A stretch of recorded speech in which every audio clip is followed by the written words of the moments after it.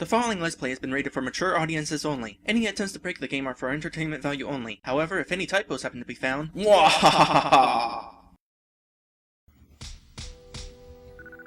Hello everyone! Welcome back to this game! When we last left off, we left Zoe. She defeated a dragon and got all the trophies in town. And now we are starting a new game, but we're not going to play through the whole thing. That would be just stupid and would take forever, and this game already took me half a year to Let's Play. Instead, we're going to focus on one important thing, and that one important thing happens to be a thing. Also, Horace, it's nice to see you again. By the way, you're going to be dead by the time stuff. Ah, I see someone's left another little one. And there's a note pinned to the blanket. According to this note, your name is Victor. That's right, we're going to be playing as a boy. It's going to be a bit of roleplay. Victor! It seems your name's Victor, and you're a big baby boy. Are you calling him fat? Also, he's not really a baby, because if I'm right and I did the math right and all that, he's 3. You seem healthy, if a bit upset. Well, fret not, little one, you'll be safe here. There's always room for one more. And so it was that the child Victor came to live under the care of kindly Horace Rindon, among the orphans of Warren Hall, near the ancient town of Moyos. Though his origins were a mystery, his wine-colored hair gave his ethnic background away, and attracted torment for the next 5 years. Under the calm and patient guidance of Horace, however, he found the stability to survive. It's going to be interesting to see some of the dialogue differences between this and Zoe's beginning of her adventure. Okay, the next person that makes fun of my hair is gonna eat my fist. Wow, Victor is a bit different than Zoe was. Purplehead! Alright, you asked for it. Haha, Purplehead, you missed me. That's because people with purple hair can't hit there with the ground. So apparently there's still some bullying, and my goodness, RG Maker 3, why do you... this doesn't look right at all. These character portraits are... my gosh. It's like I'm watching... Cannot think of the movie right now. Why don't you leave me alone? I've never done anything to you. Just go away. Aw, is the big purple-headed baby gonna cry? Shut up! Lacerate your throat? Lash you with a jump rope? Okay, Purplehead. Leave me alone! Wow, even with a stronger will, things still suck for this. I read that you people frame your poop and hang it on the wall, but when people die they just throw them on the side of the road. They sure don't keep their kids, stupid purple doorbell baby. Ha ha ha ha. My brother and I are gonna kick you all the way back to your mama, Purperhead. Boys, stop this at once. Lance, take your little brother and go to bed right now, and I don't want to hear a sound of either one of you. The rest of you, Marla, Thomas, Tempest... Oh no, where's Tempest? She's run off again. Okay, that's it. Everybody go to bed. Yes, Horace. Wait, Victor. I want to talk to you for a little bit. Or while. Whichever. You know, I'm not the only one who makes mistakes reading the subtitles. I was playing Ratchet & Clank, and sometimes the subtitles don't match the voices on that either, so meh. Yes? Victor, please remember that, no matter how tiny and awful the world may seem, there's a huge world out there where you can be whatever you want to be, and almost anything is possible. Too bad he'll spend the rest of his life just in this one town. One day you'll see it. Never forget that, and never let the unkind words of others make you forget who you are in the meantime. Promise me, okay? Yes, Horace, I promise. That's a good lad. Now you'd better get to bed yourself. I need to go and find someone. But that night Victor could wait no longer. He had to see the world outside, and so he crept out of the front door and into town. His future awaited him. And then we get the title screen again.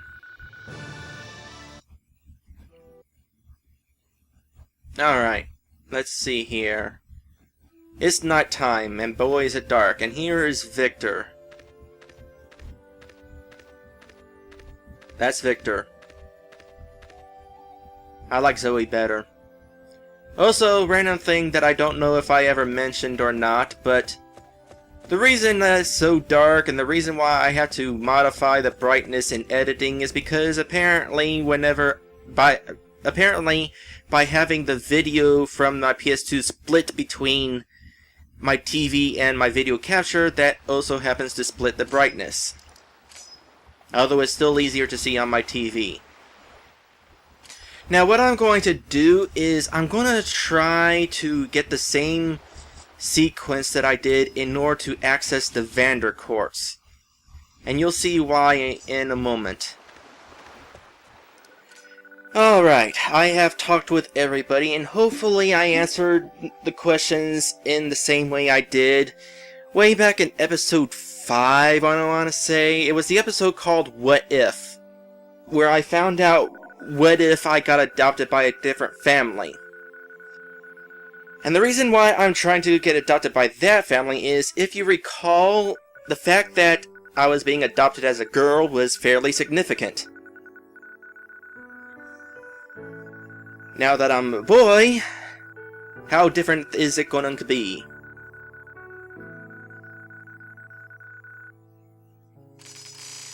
Yep, Mr. Valencourt, here is Victor. Victor, come and say hello to Mr. Valencourt. He's been waiting here to meet you. Hello. Well, hello there, Victor. You know, I feel like Horace should be bigger for this scene. It's good to meet you. Did you find what you were looking for tonight? Wow, you even copied the exact same typo that was there in the other scene. Well, kind of. I must apologize for the delay. This is most unlike Victor. It is I who should apologize for arriving so late. I had to work one or two things out with the wife. I'm sorry she isn't here with me tonight. It's not a problem. I certainly can't blame you for being married. Mr. Valencourt? Are you? Yes, Victor. I've come to take you home. More explanation points. I know I'm not the youngest man in the world, but I can provide you with a stable home, lots of love, and a privileged upbringing. I think you'll be very happy with us.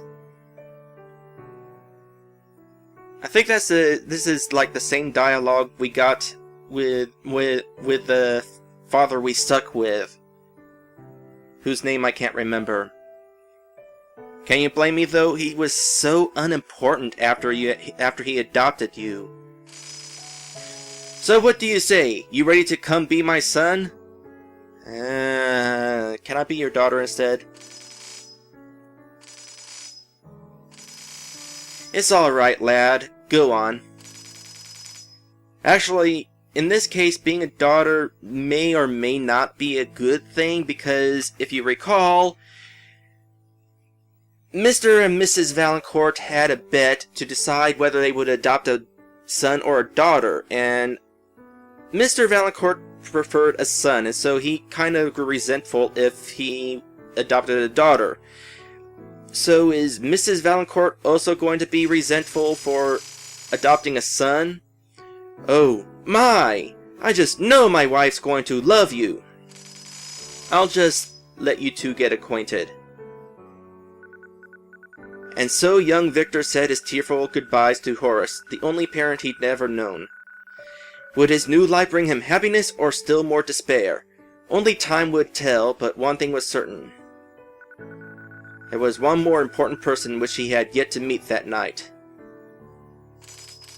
I'm back, Anastasia, and I brought someone. Come and meet Victor.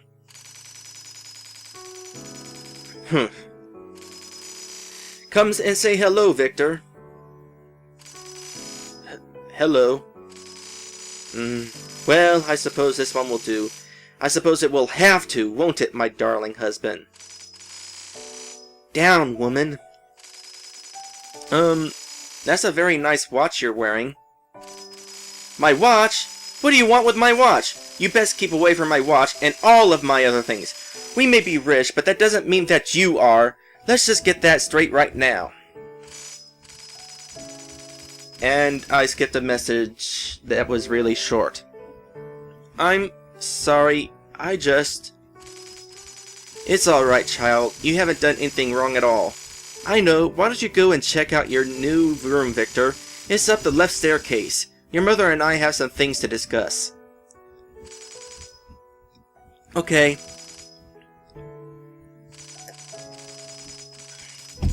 Now you listen, woman, and listen good. I won, and so we have a son. Get used to it, and stop being a wraith to him. No, you listen. I may have lost your little game of cards, but that does not mean that I have to be happy about you bringing a scrumptious thief into this house. Boys are nothing but trouble, and if you want to live with that hooligan, then that is between you and him. I wash my hands of the whole affair. Good night. Now just you listen. 8 years later. Victor! Hey buddy, come down here for a moment. I need to talk to you for a little while. Yeah, hold on. Okay, it is definitely going to be appropriate that I play as the thief as this character.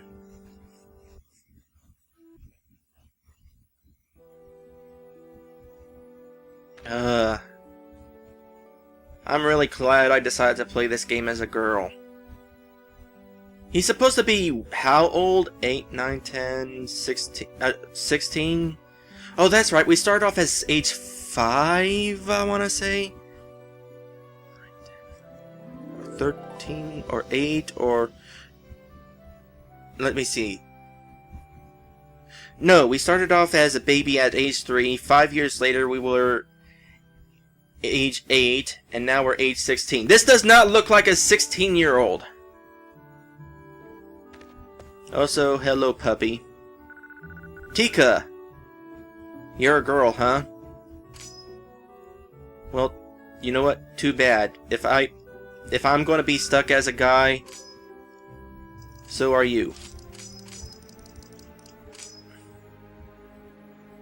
There. Your name is Spike. Alright. Now, does Mother like us more? Probably not. It's time you got a job, and I don't mean one of those stupid artsy-fartsy pseudo jobs. It's hard work and responsibility for you in a sensible, stable job. You don't have any talent anyway. Oh, just talk to your father. That's a no. Ahoy there, matey!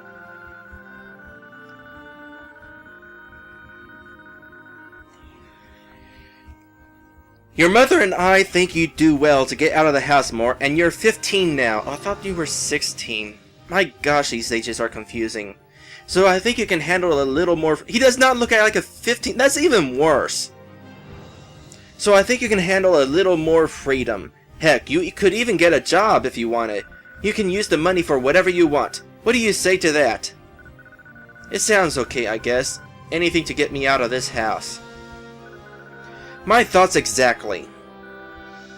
And, your mother wanted me to tell you to get a job like shopkeeper or some kind of kitchen worker, but you'd probably be much happier with something like art or music. And it would drive your mother insane. Well, anyway, Moyos may be small, but there are still plenty of opportunities if you look. Here, this is a spare key to the house. Don't lose it. No problem. And so we're Victor. I know things haven't been easy for you here, but I just know you're going to do well.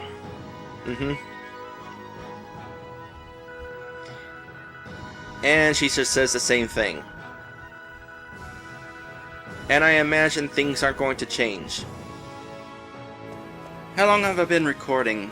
I lost track. I guess next time we'll talk to everybody in town and see how differently they act towards Victor. Yay, it's another Talk to Everyone episode.